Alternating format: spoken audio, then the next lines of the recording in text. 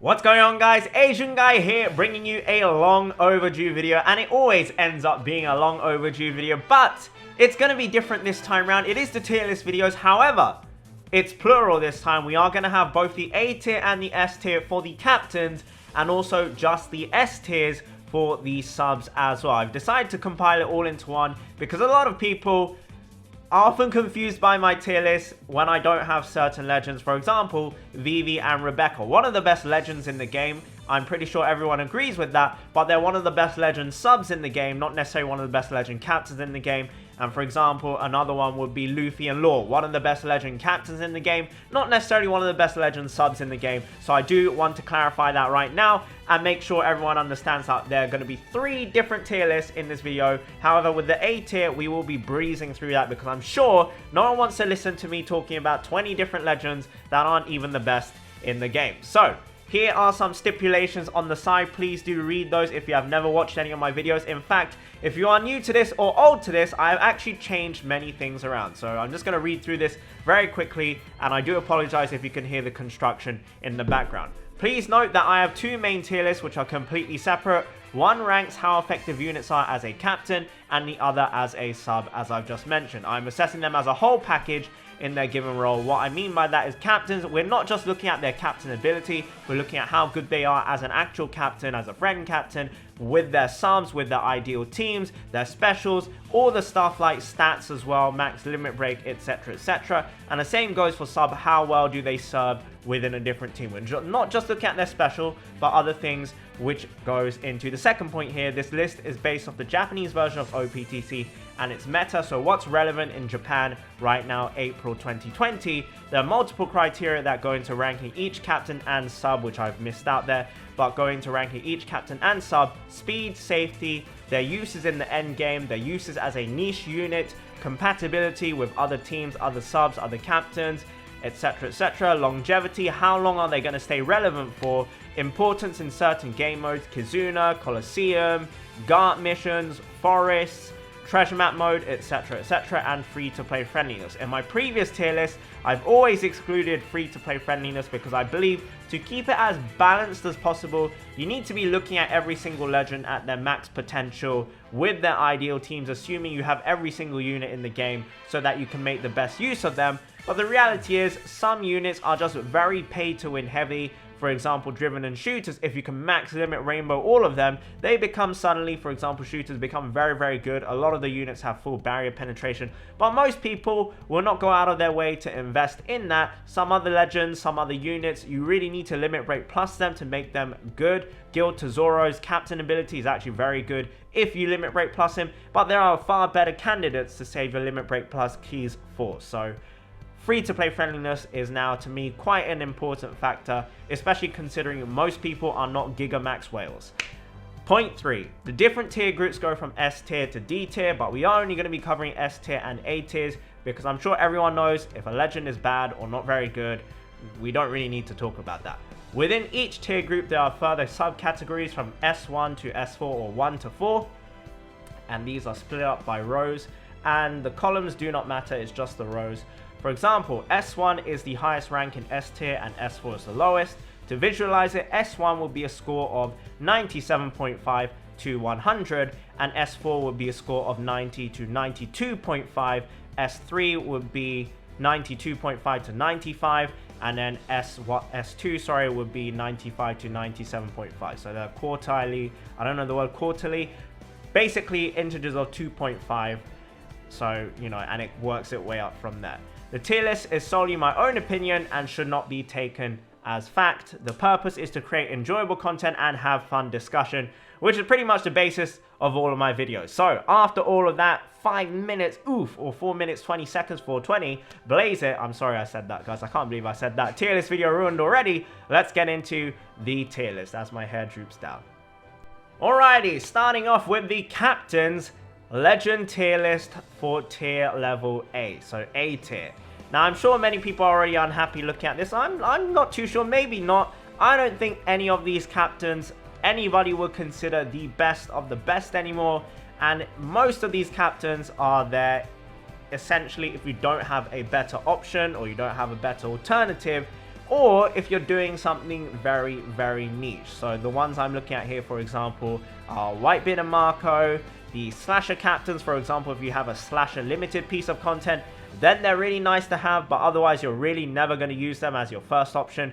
Shirahoshi, for example, is really good if you want to zombie something or pseudo-zombie something like a GARP mission or GARP challenge or forest. But outside of that, again, you would not use her because she's simply too slow.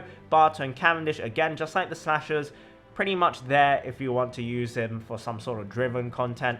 And then the ones in S1 and S2 are a lot more relevant, I would say. I think the word relevance is very important here. In you'll be able to use them often in, for example, Kizuna Kessen. If you're not going to go into level 100s, then by all means, these are suitable, not necessarily optimal, but they're decent. They're pretty good substitutes for the legends that are in S tier. Especially, for example, Vivi and Rebecca. I believe their multiplier is close to 4.25 as long as you have color affinity, and something for like Kizuna Kessen. That's very, very useful, and I do believe Kizuna Kessen is like one of the best, what's the word? One of the best qualifiers for these, or benchmarks for these units, because it is one of the most important game modes in the game now. You get some of the best units, a lot of juicy rewards, and it's pretty easy to do and not as grindy as, for example, treasure map mode, where, you know, boosters really do help out. Although Kizuna Kessen is beginning to shift towards having boosters, as long as you have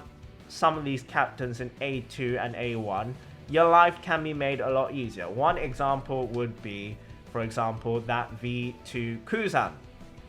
I know the V3 Kuzan is not in the game yet, or Aokiji, whatever you want to call him, but I do think that Aokiji will be very, very good when he comes out to Japan. But that Kuzan, Sai and Quick captains are, you know, if you don't have, for example, Luffy and Law, or you don't have the new Shanks unit, which most people don't have, then yeah, you're probably going to have to use V2 Kuzan whether you like it or not. I've been in that position multiple times, and that's what I mean when I say they're a decent replacement or substitute. They're not really a replacement, a substitute for if you don't have someone in the higher tiers. And that pretty much goes for all of these. For example, Luffy and Ace, it's just better to use Sabo and Koala. There's so many different orb boosters for every single class, to be honest, in the game. And that's why they kind of fall off a bit. Although I do think Luffy and Ace are still very, very good. That's why they're in A1 and A2. A1 and A2 arguably could all end up being in S3, S4, depending on your personal preference. As I said, with the integers or the gaps between them, A2 would be 85 to 87.5, and then A1 would be 87.5 to 90. So all of these units in that upper half of the A tier could very easily be in the S tier depending on the content or if the meta shifts once again. But that's pretty much my thoughts on most of these units. You got some units in A3, A4 I'm sure a lot of people are unhappy about. For example, 6 plus Katakuri or Whitebeard and Marco. For me personally, I just think they're very, very, very irrelevant nowadays on the Japan server. Or, for lack of a better term, they're just very tedious or inconvenient to use. 6 plus Katakuri, for example, when he came out, everyone was very hyped, but absolutely nobody used him after a week after that, simply because he's just tedious to team build around. He's a fun legend, but building a team for him is not really that fun. Unless you're that kind of person who really likes to challenge. For most people, I would say it's just very, very tedious. And yeah, moving on, let's go into the S tier. Right, the S tier.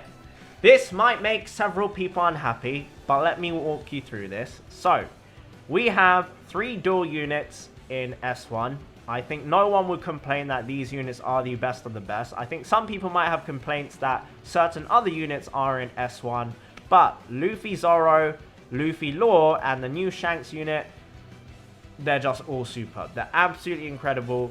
2 of them are universal units, and you can use any subs on them essentially. And they just do a crap ton of damage. They have great switch abilities that are very unique. And the Luffy and Zoro has a new complete mechanic, essentially guaranteeing you rainbow orbs on drugs, really. The only downside is that they only boost Free Spirit and Sasha, but we all know where Free Spirit is at right now. Free Spirit is at the best of the best of the best right now, probably followed by Powerhouse and Cerebral when it comes to those classes. When it comes to Kizuna Kessen, you know, they're always relevant. When it comes to Forests, always relevant. Longevity, they're going to be the best legend captains for a very, very, very, very long time. Luffy lore, we're almost at the next year anniversary, and they're still arguably one of the best legend captains in the game. Same thing goes for Snake Man, that's why he's all the way up in S2. But longevity, speed, safety, endgame clear rate or endgame usage, even niche usage, so you can get around certain annoying mechanics, because these guys, these three all have very interesting mechanics that are very, very useful as well. All highly relevant, loads of people want them. They're all very free to play friendly as well, because the captains do so much heavy lifting. And yeah, I just don't see anyone disputing these three as some of the best legends in the game. Then we have Buggy, and the reason I have Buggy in S tier, and I've mentioned this so many times, obviously Buggy is not going to be as good at clearing stuff compared to those other three, but Buggy is unrivaled in every sense of the word, that if you have Buggy, you're always going to use Buggy when you can use Buggy, because his captain ability for duplicating goodies is just too good. And I'm not sure how this works in Japan, but there is an island that comes out every single day, whether it be medium potions guaranteed, cotton candy guaranteed, tomes guaranteed, or any of the three included limit break crystal chest potions guaranteed, a daily chest every day, or 2 daily chests guaranteed every day, is always very, very, very nice. He's the one legend that will always be used every single day for every player that owns him. If you have him and you're not using him every single day, you're doing something wrong. I'm pretty sure everyone that owns Buggy understands where I'm coming from when I say he is one of the most used, one of the most useful, and pretty much one of the most unrivaled captains in the game. So that is why Buggy is also in S1. Let's move down to S2. Now here is where a lot of personal preference will come through. I think all of these legends in S2 could arguably be in S1. But the thing with these is that I would say they're just somewhat lacking in as much power as those in S1. Their multipliers, for example, might not be as high, or they're slightly a little bit more restrictive, or their classes just hold them back from being the best of the best. And the one exception here, I would say, is probably Osoba Mask. I would say Osoba Mask is the best of the units in S2, followed by Snake Man, and that's simply because they're both universal captains. But if Osoba Mask was able to, for example, use non-tandem orbs and guarantee that higher attack boost, I would easily put him in S1. But unfortunately, I don't believe that's the case, and I'm not 100% certain if, for example, the Wano orbs, I'm pretty sure they don't count towards it, which is what I think is a real shame. But having said that, he's still an absolutely incredible captain. Everyone in S2 is superb. If you have anyone in S2 and above, even a single one of them, maybe 2. Let's say if you have 2 of any of the S2 or S1 legends, you're pretty much set till the very next anniversary, and you'll be able to clear pretty much everything you need to be able to clear without too many problems in terms of searching for a captain. So Douglas Bullet, color affinity against everyone, that's just a broken mechanic, and the fact that he has a 4.75 times attack boost for himself is very disgusting. And he also boosts 3 different types, which is always very useful. But the thing is, having color affinity against everyone and being able to have that color affinity boostable as well, it's very OP, because you can go into any kind of content and always have 2 units, very heavy hitting units, have a color advantage. Snake Man, everyone knows why Snake Man is great. Universal captain, powerhouse fighter. The one drawback of him now is, ironically, is when he became powerhouse fighter, that was really good. But now you'd want him to be powerhouse free spirit or fighter free spirit, because free spirit are so goddamn great right now. And there are a lot of subs out there that are like, your captain has to be a free spirit type, or your captain has to be quick, blah blah, with those very annoying criteria. And that's where the criteria for compatibility comes in, is that while he's still one of the best legends in the game, can use almost every single sub in the game, some of the more powerful subs that have come out in the past, the compatibility has dwindled just a little bit, and I wouldn't put him on that same plane as everyone in S1. But I do think he's still one of the best legend captains and overall best legends in the game. Exactly the same thing goes for Osoba Mask. As I touched upon, he does need to have those tandem orbs, and I'm not sure if double Osoba Mask is that great. but he is very good at leeching, or not necessarily leeching, just working together with another legend captain. But again, universal captain, powerhouse free spirit, very good special. Orb manipulation guarantees you full board of matching orbs and attack boost. That is a fantastic special. He has a fantastic captain special or captain action where you can avoid all kinds of debuffs by going invisible, and he's just great. He's just great. Kaido. Now Kaido is one that I think a lot of people might even drop down to S3, and I think this one is very much personal preference, and I have no qualms with people bumping him up to S1, keeping him in S2, or dropping him down. And I think this one's very personal preference in that, for me personally anyway, if I had him, I wish I did, but I don't have him, I would be using him every single time where I can use him. He's so brain dead, he's so lazy, and he's so good at doing stuff like GARP challenges.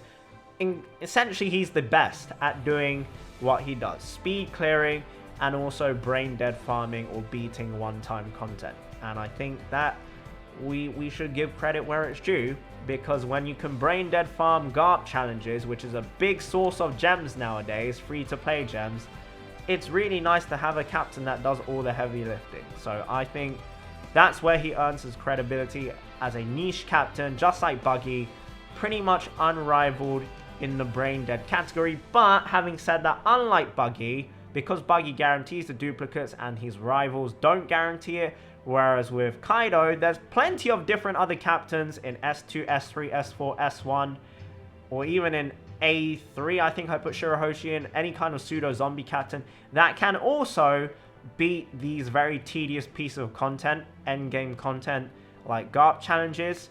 That's why I don't put him in S1, because there's simply many other legends that can be replaceable, or you can just use different teams as well, that aren't necessarily as brain dead, but they're still not that difficult to pull off as well. Sabo and Koala is another example of a legend that is very nice to have when you have very tedious endgame mechanics, insane amounts of despair, stupid debuffs.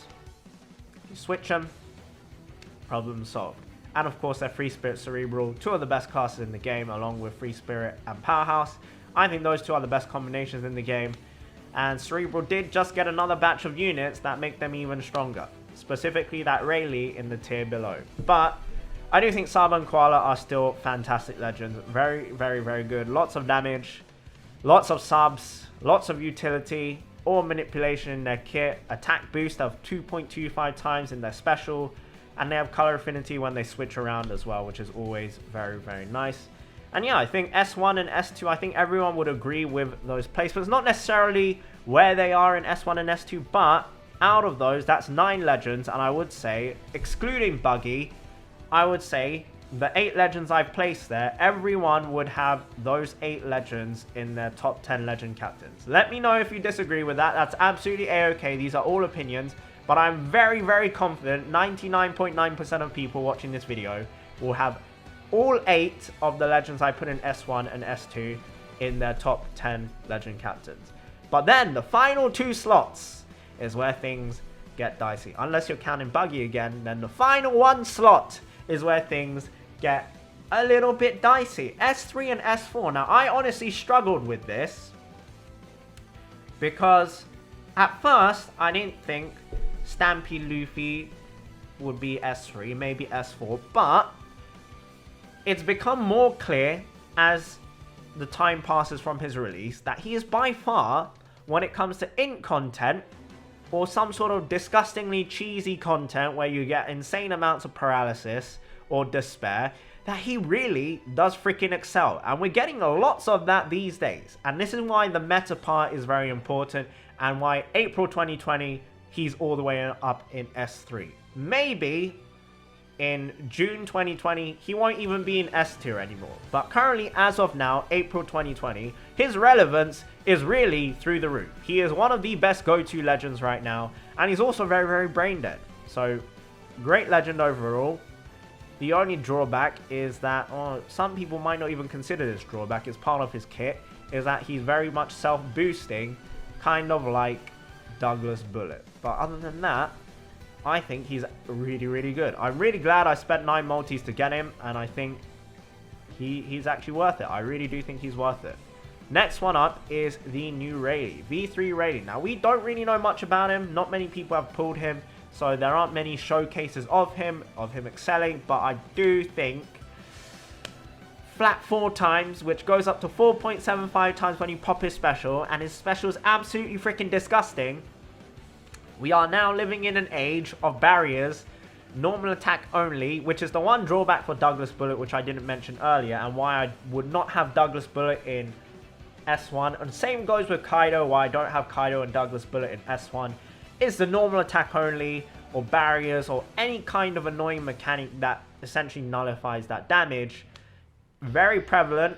We all hate it, normal attack only. I think it's one of the dumbest debuffs in the game, and it basically killed a lot of legends. V2 Katakuri, Whitebeard, and Marco essentially were killed off by that.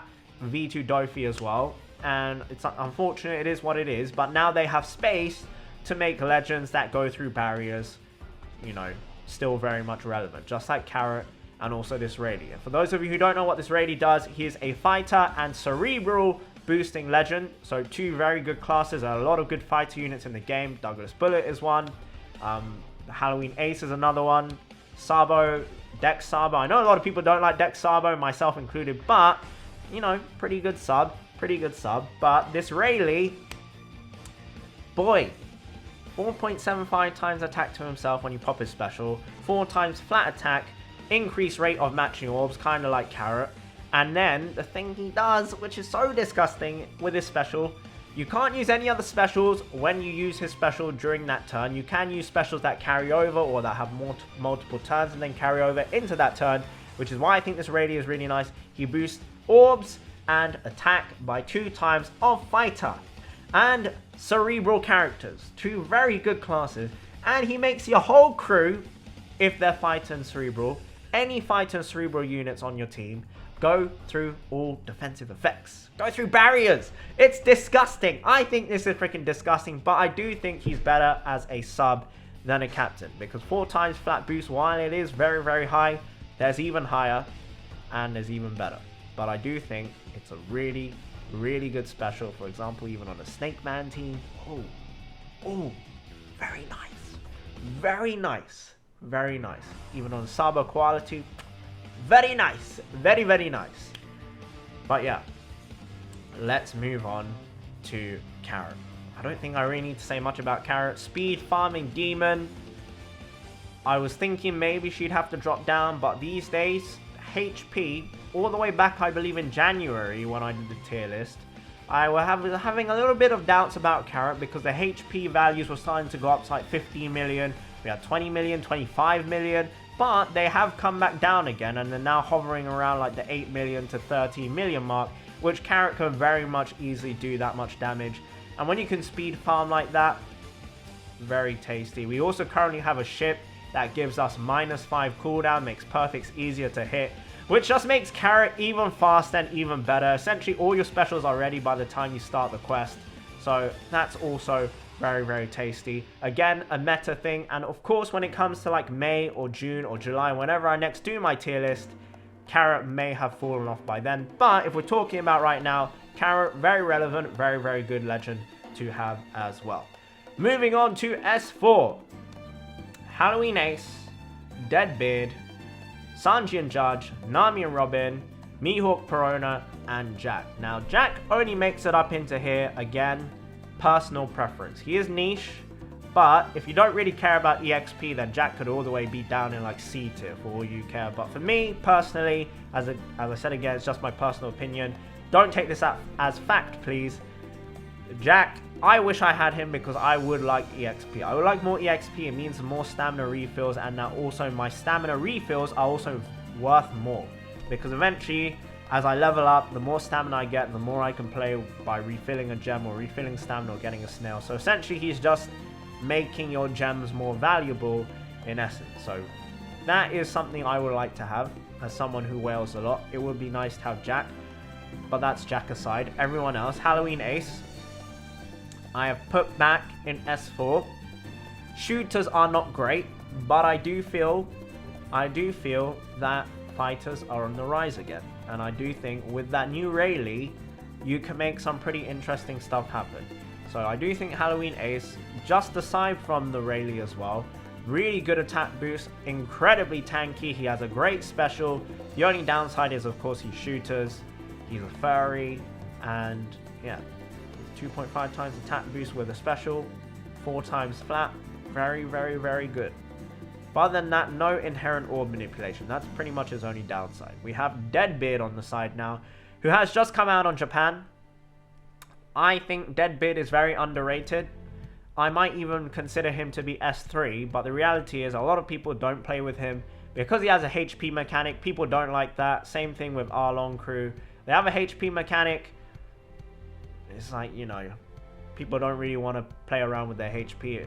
Apparently, well, not necessarily apparently, it does technically make you more prone to dying if you make a mistake. One slip up and you will probably die, but I feel like that goes for most teams. If you make one slip up, the chance of you dying or your team not able to clear the content anymore is pretty high, especially with end game content. But fantastic special, fantastic attack multipliers, goes all the way up to 4.5.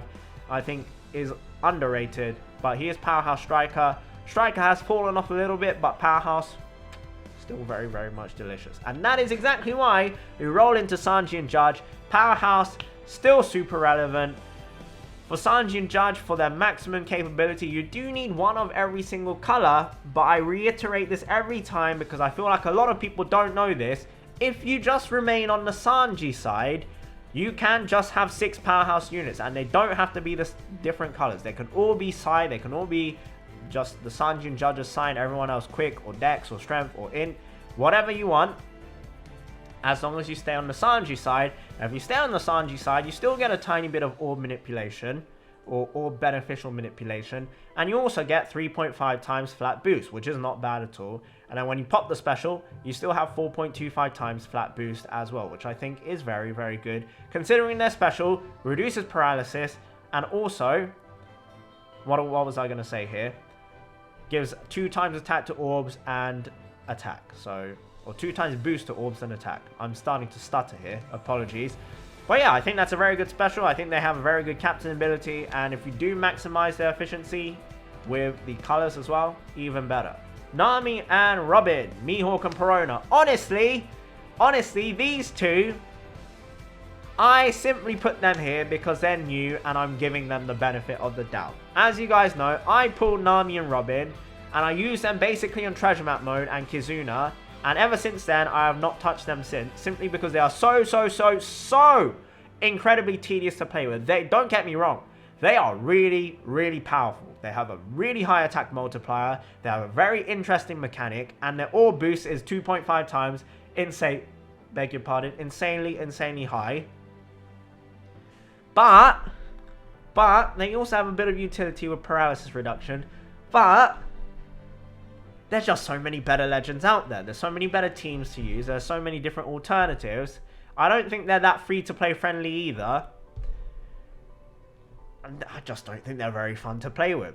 I don't think they're very fun to play with because their mechanic is so tedious. And if you slip up, you know, you're gonna die. You will die. If you mess up the orb switches with their captain ability or captain action, that could cost you. You have to be very, very calculated and very, very focused when you play with Nami and Robin, unless you're going for a, you know, straight up burst all the way through and then just clap everyone with their damage multipliers. In that case, they're absolutely superb. Very good against quick content, very good against side content, but as I mentioned with Stampede Luffy, we're getting a lot of ink content, getting a lot of content that other units are excelling in, and these days, I believe the last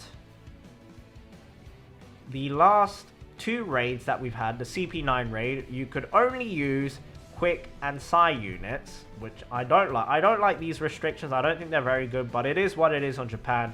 Quick and Psy, and now it's strength and Psy. So Psy Legends getting a lot of love, Psy getting a lot of love. Nami and Robin don't really have much place to shine right now, but I do think this is going to change. I think this will change later in the year. I think they will probably go up to S3, maybe even S2, maybe even S2, but I do see them going up to S3. But right now, as of now, in the Japanese meta right now, I don't think they are very relevant, but don't sleep on them because they are still very powerful. Mihawk and Perona. Now, Mihawk and Perona, I have my few question marks. I'm not 100% certain where they can excel at. They have essentially, and I'm not 100% certain if their conditional boost can stack with other conditional boosts. That would make them more interesting and way more powerful. But even then, we're not at a point in the game, as I said with Carrot, the HP values have come down a lot where we need crap tons of damage. Which is also, I guess, why Stampede Luffy is excelling again, because we don't really need crap tons of 25 million damage other than in Kizuna Kesen. They have a conditional boost, which doesn't even work against most content, because most content, most single bosses, or most hard bosses will have a debuff protector, and they'll be alone. And then their switch ability is essentially redundant, which I think is kind of sad. It is kind of sad, their negative debuff. It's interesting, they only change block orbs into matching, and they don't have any other orb manipulation in their kit. They have a HP cut. But yeah, I don't think that Mihawk and Perona are that good. I think they're great, but I don't think they're that good. So they might potentially in the future, after their relevancy period, which is right now, drops, might drop down into A tier. Let me know what you guys think about Mihawk and Perona, and also Rayleigh, the two new legends, where you think about their placement. But for me personally, I just don't see, because they're also limited to just strength and psi units, which is okay, that's not a problem. Their mechanic is just like, you know, if it went through all debuffs, that would be pretty OP, but it doesn't. And if you don't have their debuff applied to anyone, their special damage or the special boost, it's gone. It's redundant. And I just think that's a bit of a yikes. That's a bit of a yikes. But yeah, if they were busted, I would have gone ham on this sugo-fest. But, you know, when I say ham, I mean like 12 multis. But they're not. And Rayleigh is the one I wanted the most here. But Rayleigh as well is not like Omega game-breakingly powerful either. So yeah, that is the captain tier list, A and S tier. Let me know at this point, pause the video, let me know in the comment section what you think of the captains. We're going to go into the subs in a moment, but these are what I believe to be the very best captains in the game. I do think A1 and S4 are very much interchangeable. As I said, there's only like 5% between them, or 2.5% between them. I think it's very much down to personal preference there. But I do think the top 10 legends, or top 10 legend captains in the game, I think I think personally, I think I've done a pretty good job in nailing them down in S1 to S3. Especially the 8 that I've mentioned here. Luffy, Zoro, Luffy, Law. This is not in no particular order, by the way. Luffy, Zoro, Luffy, Law, Shanks crew, Douglas Bullet, Snake Man, Sangoro or Submarmask, Kaido, Sabo and Koala, and then for 9th and 10th place, I'll probably put Carrot, and it's a toss-up between Stampede Luffy and that Rayleigh. So, let me know what you guys think. Let me know what you guys think. I do think that Rayleigh might be better than Stampede Luffy in the long run, but we'll have to wait and see. And yeah, I would say those are my top 10. That would be my top 10. Yeah, let's move on into the subcategory. Let me know in the comment section what you think so far. So, the subs, we're not going to be doing an A tier for subs. I think I probably should have done an A tier for subs, because I have left out a lot of good legend subs in S tier.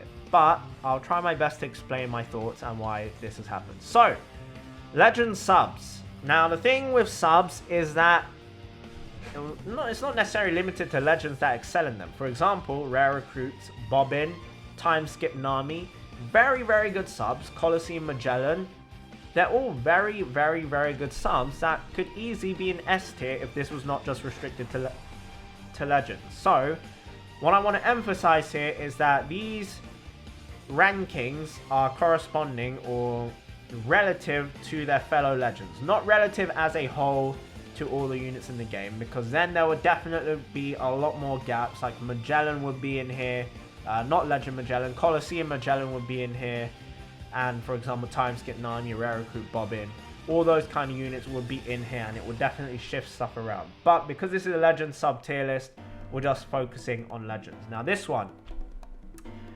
first row, I think I should emphasize that this is heavily weighted in the favor of challenges, for example, like Garp challenges or Kizuna Kessen. So these two are very, very, very important factors. As I mentioned in my last sub-tier list video, Kizuna Kessen, number one, because a lot of units are boosted, a lot of units get instant cooldown, and there are always a few go-to legends that you always want to have in your box at your disposal so you can use them whenever you want. And those three, I have changed them around now, are Osoba Mask, Universal Attack Boost, and Orb Manipulation. 2.5 times attack boost on the second usage, and he has a Sailor ability that gives him the cooldown reduction to do that. You know, Universal Attack, you just can't go wrong with it. You really can't go wrong with it. Cracker, two of the most obscure damage boosting buffs to obtain in Color Affinity and Chain Boost. He gives you both of them, and it's very easy to fulfill his conditions. As long as you get the Color Affinity side of things, then the Chain Boost will follow as well. Really, really good. And he has Orb Manipulation in there too. And then Osoba Mask also has Orb Manipulation in there too. And then we have V2 Shanks, Orb Manipulation, and Attack Boost. These three. And if you want to include V2 Big Mom, because I think she's a reasonable shout. She was in there last time, but these three are the new Holy Trinity. If you want to include V2 Big Mom, they're like the Elite Four of Kizuna Kessen. But outside of that, V2 Big Mom, outside of that, because I think in challenges, you wouldn't necessarily use V2 Big Mom, but Osoba Mask, Cracker, even Shanks, you do see them shining in Garp challenges, forests, endgame Colosseums, etc, etc. So they don't just shine in Kizuna, but they really do excel there. And then you have, for example, Vivi and Rebecca, who I also believe in many Kizunas, many different, especially Garp challenges. They are the #1 sub.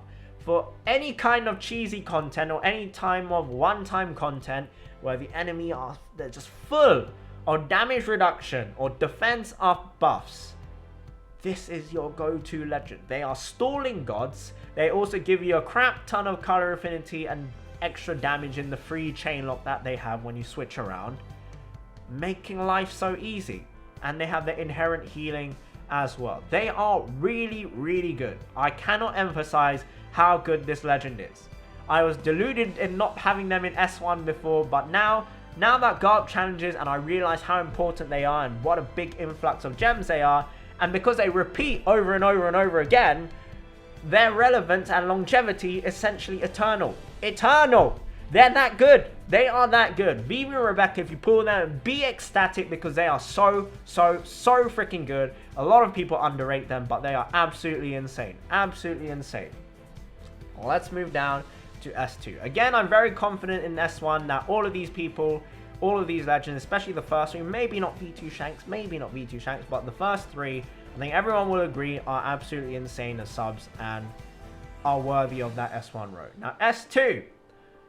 I had V2 Big Mom in S1 before because her chain lock is amazing. It's essentially a universal chain lock, and she gives a unique damage buff as long as your HP fulfills the criteria. And that's very good in Kizuna Kessen. But what you're mainly looking for from her is the chain lock. And then, of course, you have Shanks, who fulfills that as well. The new Shanks legend. And his chain lock is 3 turns as well. So you can carry that over. And it does also have a 20% HP cut that goes through enemy debuffs. Or enemy defensive effects, I should say. And the other thing is, I think Shanks' crew's switch ability is way better than Big Mom's. Big Mom's switch ability boosts herself by 1.5 times attack, 1.5 times orb boost, and gives herself a matching orb. Shanks' crew changes adjacent orbs, so this is 3 orbs that, as long as they're not block orbs, you're going to have them matching orbs. Gives your entire crew 1.5 times attack boost, and I think that switch ability is disgusting. I think that's a really, really good switch ability, and they have, of course, great stats as well. So keep that in consideration as well. They have very, very, very nice, very tasty switch abilities too. Snake Man, I think no explanations. A chain boost, color affinity, not color affinity, beneficial orbs, and an orb boost that carries over from one turn to the next. Very, very OP, universal as well. Pretty great. He's a Luffy as well, so you have many different support abilities that you can attach to him as well, which is something that a lot of people don't consider. But because he's Luffy and because you can have a crap ton of support abilities attached to him, that's also including, you know, free paralysis reduction, 2 turns of despair, or 2 turns of bind reduction as well. Very, very nice to have in there as well. Pudding. Now, Pudding, I'm not sure if I want to put her in S1, S2, or S3. So I just decided to put her in S2. The thing with Pudding is that she is, and I haven't emphasized this really much, is important. I guess I have, but I didn't use the word important. So the whole S1 row, they're all vital. They're all very, very important to their teams to make certain teams. They're like the final, most essential jigsaw puzzle piece for so many different teams, and they're essentially irreplaceable in many different shapes and forms. But Pudding, I feel like, is not important, but at the same time, she's incredible because she could duplicate any buff. It says store, but what she actually does, she copies it, she stores it, and then she can unleash it again with amazing orb manipulation.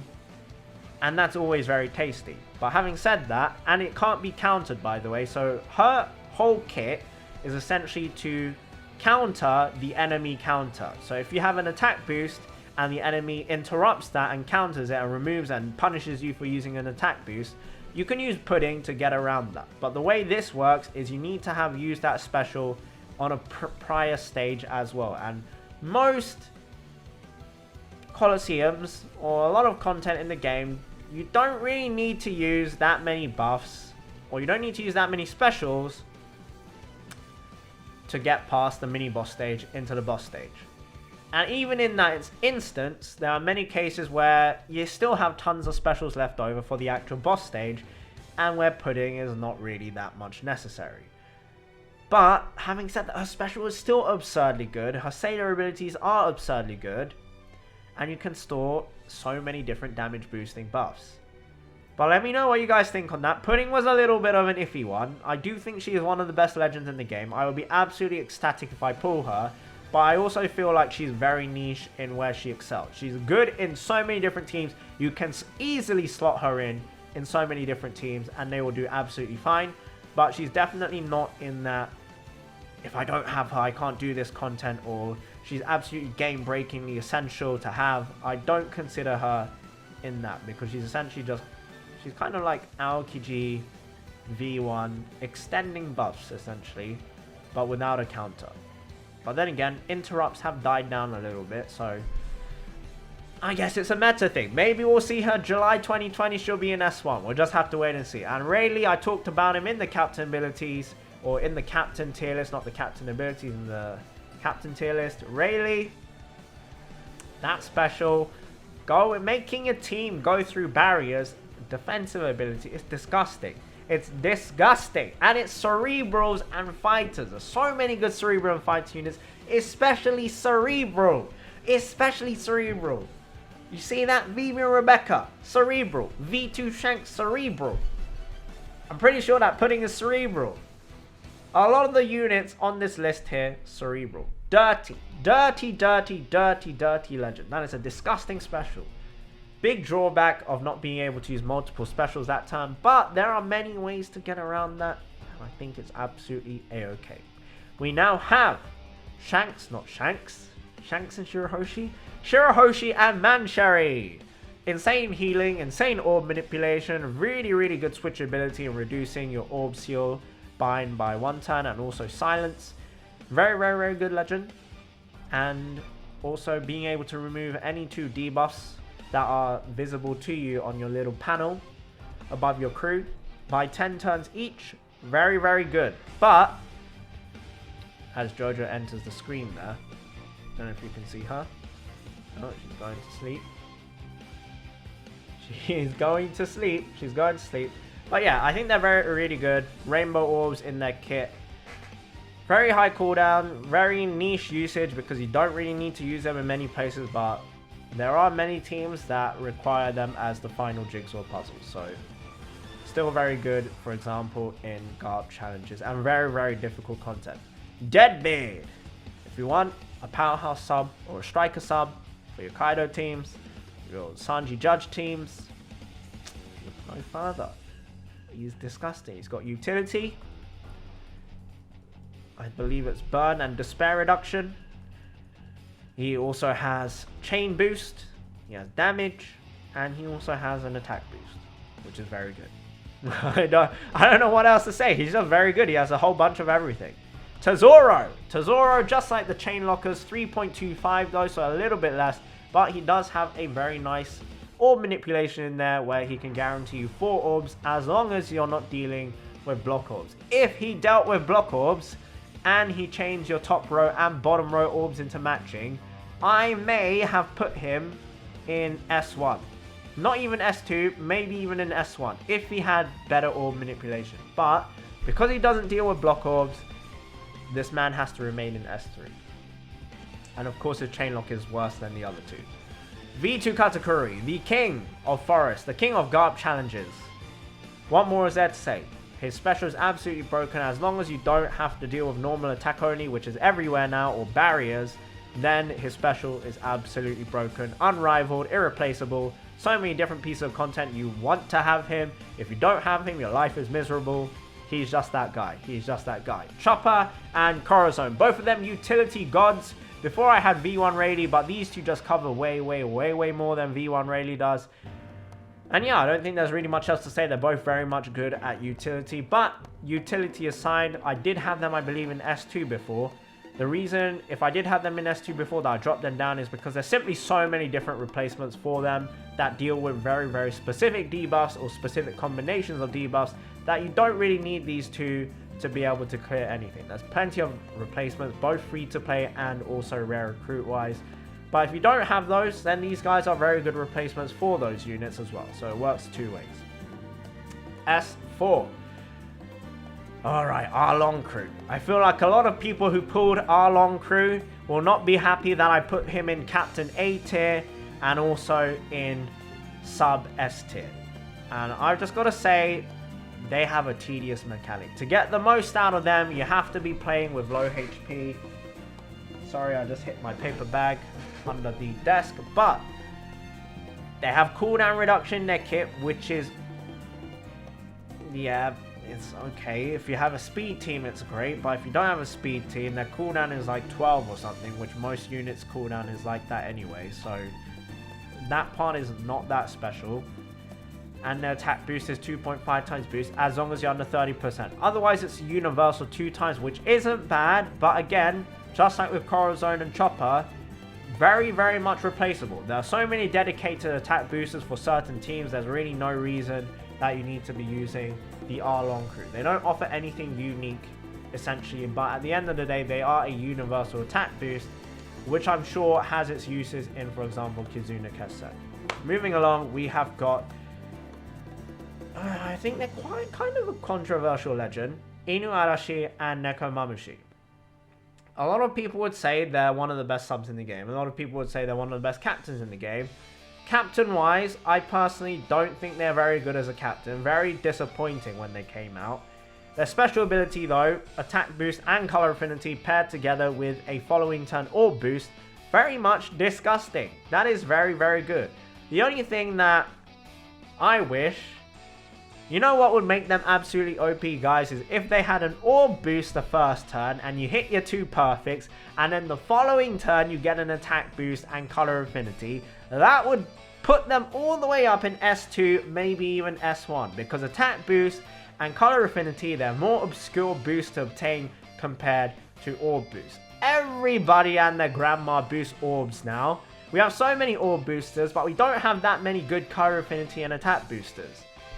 So Inu and Neko, in that essence, very good. Cerebrals, class units, so what can you say? What can you say? Moving on, we got Sanji and Judge. I talked about them. Attack boost, orb boost, paralysis, reduction, I believe.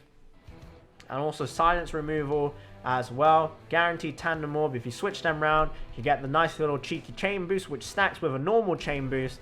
So yeah, very good for powerhouse units overall. Very tasty.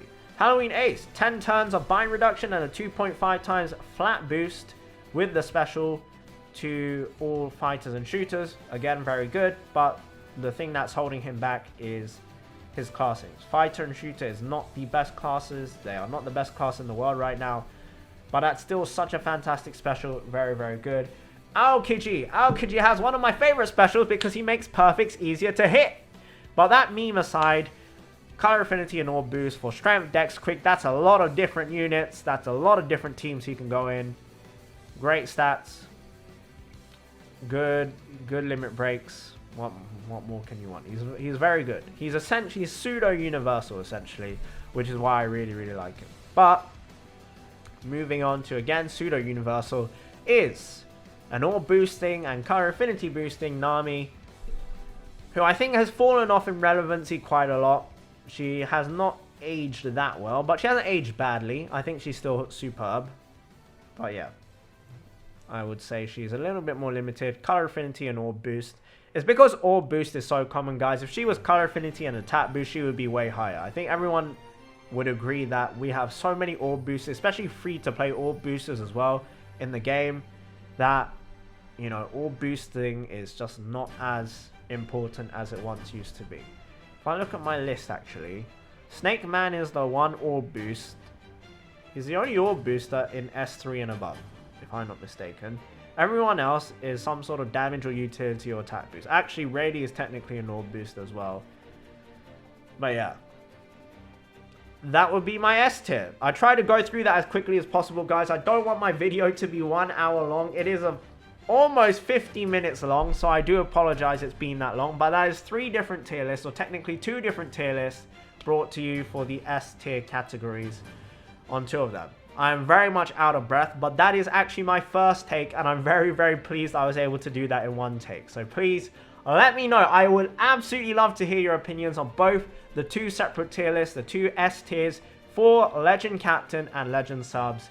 Let me know what you think. Did I miss out any legends? Have I put legends in the wrong places? Do you agree? Do you disagree? I'm very excited to see what you guys have to say, so please do let me know. Comment section down below. And have a wonderful, wonderful day. I am exhausted now. Non-stop talking for almost 1 hour. But that was enjoyable. I really enjoyed doing that. I think tier list maybe I'll do once every 2 months. If I'm going to do the sub tier and also the captain tiers together, I think there should be maybe a 2-month gap. So there's plenty of legends to spice things up. Otherwise, as I mentioned in yesterday's video, I'll just be adding like 1 or 2 legends every single time. And most of the time, they'll probably end up in S tier anyway. So what's the point? So yeah, thank you very much for watching, guys. Have a wonderful, wonderful day. Let me know your thoughts and opinions if you would like to see tier lists more often from me. And yeah, I'm exhausted, but bye-bye.